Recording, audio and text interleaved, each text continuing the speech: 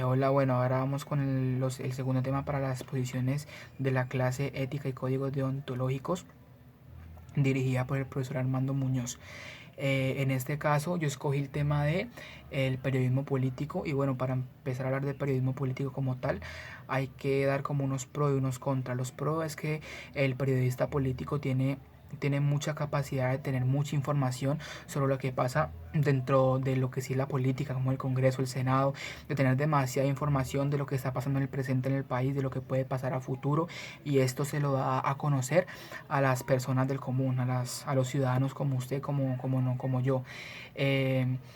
Como tal, ese sería el pro porque la persona como uno como periodista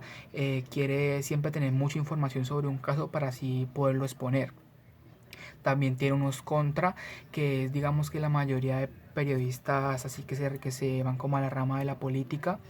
la mayoría son amenazados o algunos son asesinados, ya que esto es un tema, como lo dije al principio, se maneja mucha información, hay veces puede ser información que es muy confidencial, entonces pues estos políticos no quieren que salga eso al aire y la mayoría pues los mandan a asesinar o cosas así. Un claro ejemplo podría ser lo de Jaime Garzón, que como tal no era un periodista, pero él manejaba mucha información sobre la política y en medio de su comedia, de contar chistes y de hacer reír a todo Colombia, decía unas cuantas verdades sobre los políticos y pues esto salía a la opinión pública, que es lo que no quieren la mayoría de políticos que salgan. Eh, un claro ejemplo de... Ah, bueno, ahora vamos a hablar de qué es periodismo político. El periodismo político se refiere al análisis de la información referida a las actividades relacionadas con la política, tanto nacional como internacional, el parlamento, los partidos y todos los componentes de poder formal en la sociedad. Un claro ejemplo de periodismo político podría ser el caso que pasó en Estados Unidos, de Watergate, el cual el expresidente Nixon estaba encubriendo a las personas que habían hecho el delito de ir a robar los documentos al Partido Demócrata, ¿no? Entonces todo esto no salió así de la noche a la mañana, sino que todo esto fue investigado por dos periodistas que hacían parte del periódico The Washington Post, los cuales eran Bob Woodward y Carl Bernstein, los cuales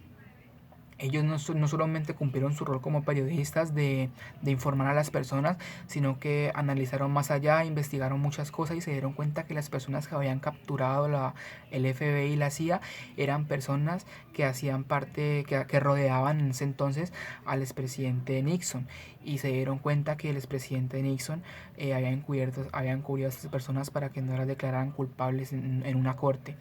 Entonces, pues ahí es donde ve el rol del periodista como tal, no el periodista político. Eso es otra cosa. El periodista político es el que maneja, como digámoslo así, más la parte de la libertad de prensa, ya que ellos tienen como no sé, como digamos el derecho de decirle a la opinión pública qué es lo que verdaderamente está pasando, porque no solamente llegar a informar, decir, no, tal político va a hacer tal cosa, no. Es decir, si eso va a ser bueno o puede ser malo para que las personas tengan conciencia de lo que, digamos, vayan a votar, digamos, cuando haya así votaciones. Entonces, pues eso también tiene que hacerlo un periodista que se vaya como el tema de los políticos. Y por ese tipo de cosas es que la mayoría terminan amenazados de muerte y pues sí, los asesinan. Otro tema, hablando también de lo de la libertad de prensa, es que hoy en día ya con las redes sociales y todo lo que tiene que ver como el internet, las personas pueden llegar a utilizar esto para hacer periodismo político, ya que como las redes sociales la mayoría son sin filtro y pueden dar su opinión sobre tal tema, entonces ahí la mayoría de periodistas exponen sus temas y todo esto. Una de las periodistas así políticas más conocidas, digamos ahora en Colombia, es Vicky Dávila, la cual se encarga de sí, entrevistar a todos sus políticos, hacerles preguntas, aunque hay veces es muy,